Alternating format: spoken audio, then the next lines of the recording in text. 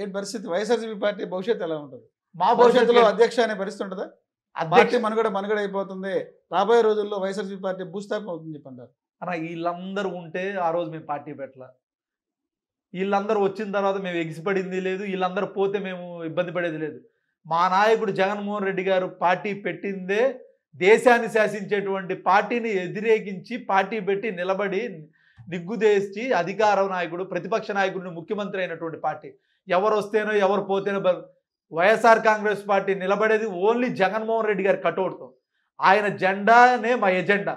కేవలం అధికారం ఈ వైఎస్ఆర్ కాంగ్రెస్ పార్టీ నిలబడిందంటే కేవలం మా నాయకుడు జగన్మోహన్ రెడ్డి గారి బొమ్మే తప్ప నా వల్ల ఎల్లయ్యో పుల్లయ్యో వల్ల నిలబడేటువంటి పరిస్థితి కాదు.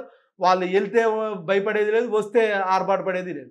ఎన్డీఏ కూటమిలో ఉన్నటువంటి నాయకులు ఎవరైతే ఉన్నారో ముఖ్య నాయకుల్ని వాళ్ళ ఫోటోల్ని ట్రోల్ చేస్తూ అసభ్యంగా ట్రోల్ చేసి ఎవరైతే వాళ్ళ క్యారెక్టర్ని హననం చేస్తారో అటువంటి వారి మీదే చర్యలు తీసుకుంటామని చెప్పి ఎన్డీఏ కూటమి చెప్పింది. ఒక సోషల్ మీడియా అధ్యక్షుడికి మీరు ఏం చెప్తారు? ఎలా స్పందిస్తారు దానికి? ఇవన్నీ పచ్చ మోసాలే తప్ప అబద్ధాలకి వాళ్ళు చేసేటువంటి పరిస్థితి. ఈ రాష్ట్రంలో దేశంలోనే బలమైన సోషల్ మీడియా వ్యవస్థగా వైఎస్ఆర్ కాంగ్రెస్ పార్టీ సోషల్ మీడియా ఉందన్నది వాస్తవం. ఇవన్నీ గతంలో కూడా మోడీ గారు ఏదైతే బీజేపీతో ధీటుగా సోషల్ మీడియా ఏదైతే ఉందంటో అది వైఎస్ఆర్ కాంగ్రెస్ పార్టీ సోషల్ మీడియా అనేది వాస్తవం. పాత్రికా మిత్రులు అంత మీడియా చెప్పింది. అటువంటి క్రమంలో వాళ్ళని మీరు పెయిడ్ ఆర్టిస్టులు పెడతారు. టీడీపీ కొంతమంది పెయిడ్ ఆర్టిస్టులు పెట్టి ఒక పెద్ద ఆఫీస్ తీసుకొని లక్షల సంఖ్యలో శాలరీలు పెట్టి అదేదంటారే ఓపదంపుడు ఉపన్యాసాలు ఇచ్చినా, మ్యాటర్ పెట్టినా, మాఫింగ్లు చేసినా ఇది ఎక్కట్లేదు, జాకీలు పెట్టిన లేపినా లెగట్లేదు. ఈరోజు మాకెక్కడ వైఎస్ఆర్ కాంగ్రెస్ పార్టీ సోషల్ మీడియాకి ఒక ఆఫీసు, కొంతమంది పెయిడ్ ఆర్టిస్టులు పెట్టి నడిపేటువంటి పరిస్థితి లేదు. మా ఈ పిల్ల కాలువలో మొదలైనటువంటి జగన్మోహన్ రెడ్డి గారి అభిమానులు ఒక మహాసముద్రంగా ఉన్నటువంటి పరిస్థితి. మేము ఎక్కడ కొంతమందిని లిమిటెడ్గా పెట్టి ఇలా నడపండి, ఈ పోస్ట్ పెట్టండి అంటే పరిస్థితి. జగన్మోహన్ రెడ్డి గారికి లక్షల సంఖ్యలో, కోట్ల సంఖ్యలో ఉన్నటువంటి అభిమానులే మాకు వైఎస్ఆర్ కాంగ్రెస్ వాళ్ళంతా కూడా పేటిఎం బ్యాచ్ అని చెప్పి ప్రూవ్ చేయండి, ప్రూవ్ చేయండి. వీళ్ళంతా పైసలకి ఇస్తే అమౌంట్ ఇస్తే ప్రూవ్ చేయండి అన్న, ప్రూవ్ చేయండి. మీకు 4 రోజులు తిరిగితే వాడు ఈడవుతాడు, ఈడు ఆడవుతాడు అని చెప్పి ఏదైతే చంద్రబాబు నాయుడు గారికి ఫస్ట్ నుండి కూడా ఉన్నటువంటి అలవాటు అబద్ధాన్ని నిజాన్ని అబద్ధం అబద్ధం అబద్ధం అని చెప్పి నిజాన్ని కూడా అబద్ధం చేసేటువంటి పరిస్థితుల్లోనే మా నాయకుడి మీద మా పార్టీ మీద బురద జల్లేటువంటి అవసరం మీకు అలవాటే కదా.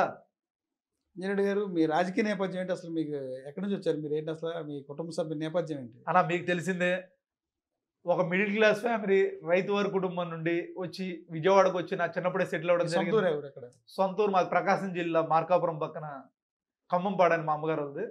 నా చిన్నప్పుడు ఇక్కడికి వచ్చి ఇంజనీరింగ్ బీటెక్ మెకానికల్ చదివాను. నేను మా సిస్టర్, అంటే మా సిస్టర్ మ్యారేజ్ అయిపోయింది. నాకు 2 పిల్లలు, బాబు ఓ పాప. నేను పాప ఏమో ఫస్ట్ క్లాస్ చదువుతుంది, బాబు ఏమో ఇప్పుడే ప్రీ కేజీ మాటలు వస్తున్నాయి.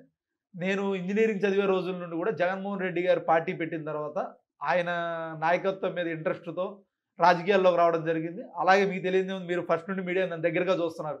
ఆ రోజు విద్యార్థి నాయకుడిగా మొదలైనటువంటి నా రాజకీయ జీవితం విజయవాడ స్టూడెంట్ యూనియన్ సిటీ ప్రెసిడెంట్గా ఉన్నటువంటి నేను అక్కడ నుండి ఈరోజు YCP social media state organizing ప్రెసిడెంట్గా వచ్చానంటే అది ముమ్మాటికి మా నాయకుడి పట్ల నాకు ఉన్నటువంటి నమ్మకం, విశ్వాసమే ఈరోజు నన్ను ఇక్కడ కూర్చోబెట్టింది. ఈ గతంలో ఈ పదవిని పెద్దవాళ్ళు చేసేటువంటి పరిస్థితి. సజ్జల రామకృష్ణారెడ్డి గారు లాంటి అబ్బాయి, భార్గవ్ లాంటి వాళ్ళు పెద్దవాళ్ళు చేశారు. అటువంటి పదవిలో కూడా ఒక సామాన్య నేపథ్యం, ఎటువంటి పొలిటికల్ ఇన్వాల్వ్మెంట్ లేనటువంటి నాకు ఇచ్చినప్పుడే నాయకుడు మీద మేము పెట్టుకున్నటువంటి నమ్మకం, ఆయన నా మీద పెట్టినటువంటి గౌరవం ఎల్లవేళ నేను జీవితాంతం ఆయన రుణపడి ఉంటాను. అంటే పార్టీకి సంబంధించినట్టు మీరు రాజకీయాల్లోకి వచ్చే ముందు ఎవరు ఇన్స్పైర్ వచ్చారు? మీరు రాజశేఖర రెడ్డి గారి మీద ప్రేమతో మేము చదువుకునేటప్పుడు కూడా అందరు ఇంజనీరింగ్ చదువుకున్న ఫీజు రీఎంబర్స్మెంట్ అంటే రాజశేఖర రెడ్డి గారు గుర్తొచ్చారు.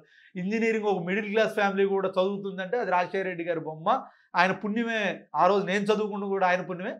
ఆలోచన ఫీజు రీఎంబర్స్మెంట్తో చదువుకున్న ఆ రోజుల్లో ఆ ప్రేమతో అభిమానంతో వచ్చి జగన్మోహన్ రెడ్డి గారిని ప్రేమించాం.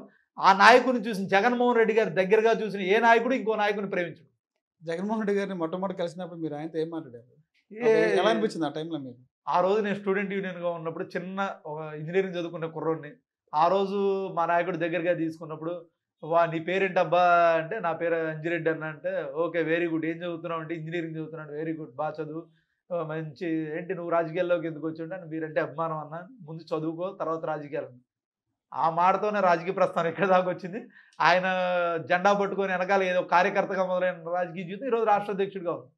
భవిష్యత్తులో ఆయన ప్రోద్బలంతో ఎక్కడికైనా వెళ్తా అన్న నమ్మకం అయితే నాకుంది. మా నాయకుడు భరోసా నాకైతే నమ్మకం.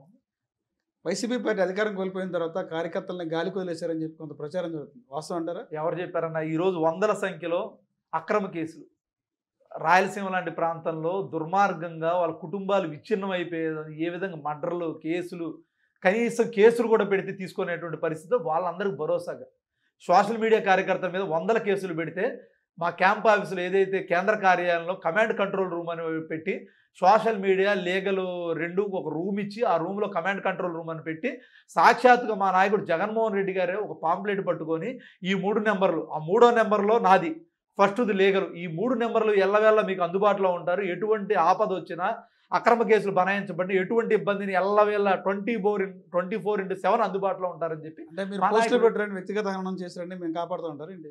వ్యక్తిగత హనం చేసాం. ఇబ్బంది కలిగిన మీరు అన్నారు కార్యకర్తలు మీరు ఏం అండగా ఉన్నారంటే మేము చెప్తున్నాం ప్రతి ఒక్క కార్యకర్త కూడా మేము అండగా ఉన్నామని చెప్పే ఉద్దేశంతో ఇంటెన్షనే తప్ప మాది కాదు.